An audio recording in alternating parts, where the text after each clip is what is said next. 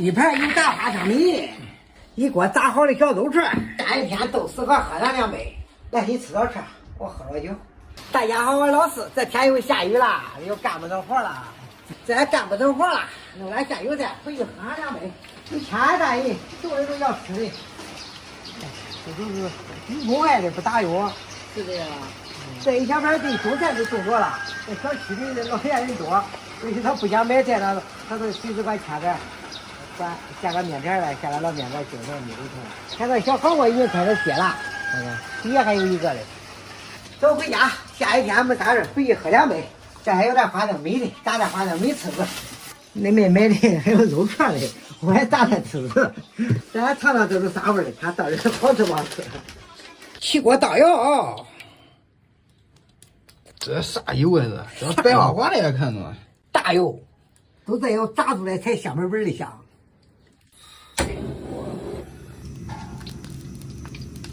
是的，我可听有的专家说吃大油对身体可不好啊。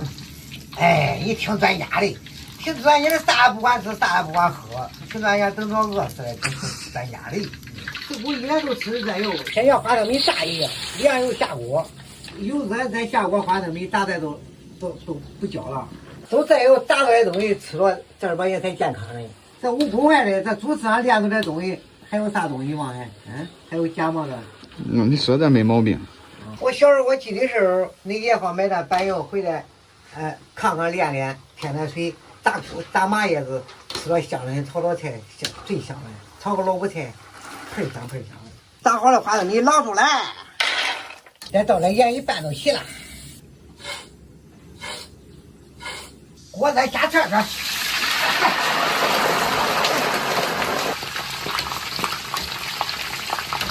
炸好的串先捞出来。给它控油，一盘油炸花生米，一锅炸好的小肉串，再倒上1杯子，再来1杯小酒，下一天豆豉和喝上2杯。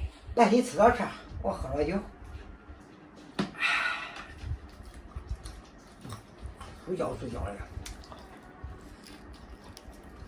咱下一天不干活了，也不愧疚了，该吃吃，该喝喝。是的，你这不干活，你愧疚啥嘞还？这不下雨吧，这心里想着得去干活；这一下了雨吧，这一干活还干不上来。这光放心的吃吃喝喝了，这心里不愧疚了吧？这小肉串吃的还不赖嘞。